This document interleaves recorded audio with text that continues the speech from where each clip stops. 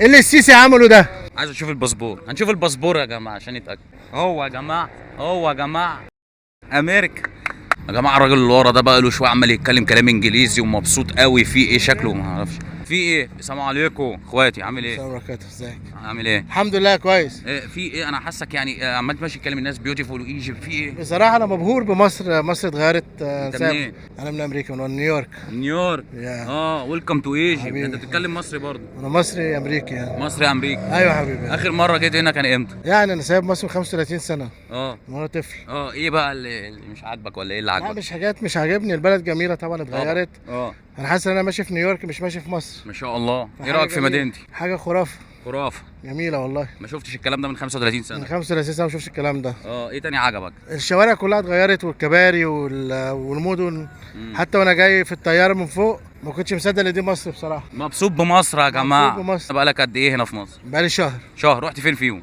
رحت مدينتي ورحت الرحاب ورحت التجمع، لفيت القاهره كلها وجيت الاماكن دي طبعا عشان خاطر انا عارفه كنت متابعك من الولايات المتحده وبنتابع فيديوهاتك، وانت شرف السبب ليا. حلو. انت السبب اللي خلتني جري وجيت بقى قاعد الف يعني انت وبتاع. اتفرجت على الفيديوهات عجبك الاجواء؟ طبعا طبعا. طب وجه رساله بالانجلش للامريكان اللي بيتفرجوا عليها، احكي لهم عن مصر ومصر بقت عامله ازاي. Okay, my message to the American people in the United States, all over the United States, Egypt is a safe country. It's beautiful. I feel safe.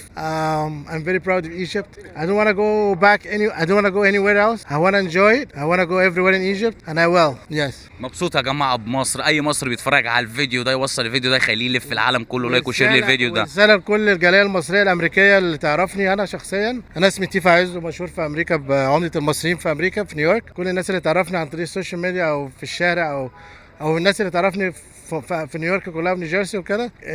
لو أي حد عايز يجي سياحة يجي مصر ومش هيندم ومش هيزعل وهيبقى مبسوط وهيبقى عايز يجي تاني وتالت ورابع. يعني انت امريكي. فين الباسبور؟ باسبور ايه؟ الباسبور بتاعك. مش مصدقني؟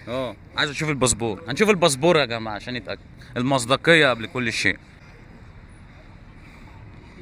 لا هو يا جماعه، هو يا جماعه امريكا.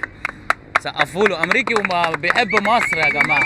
اخويا والله. اوكي، انا عايز ادي رساله طبعا عن طريق استاذ محمد، ان الرئيس عبد الفتاح السيسي طبعا انا بحبه جدا وانتخبته مرتين، مره في نيويورك لما كنت اول مره ومره كنت في مصر. وانا واحد من الجاليه المصريه الامريكيه هناك في نيويورك. بنستقبل الرئيس لما بيجي طبعا عندنا في نيويورك، نبقى مرحبين بيه طبعا. وكان اول مره يجي في الامم المتحده، كان الرئيس الوحيد اللي على مستوى العالم كان المصريين الجاليه المصريه مايله الشوارع احتفالا، فرحه بيه فعلا. ودي كانت حاجه جميله. مسلمين ومسيحيين ايد واحده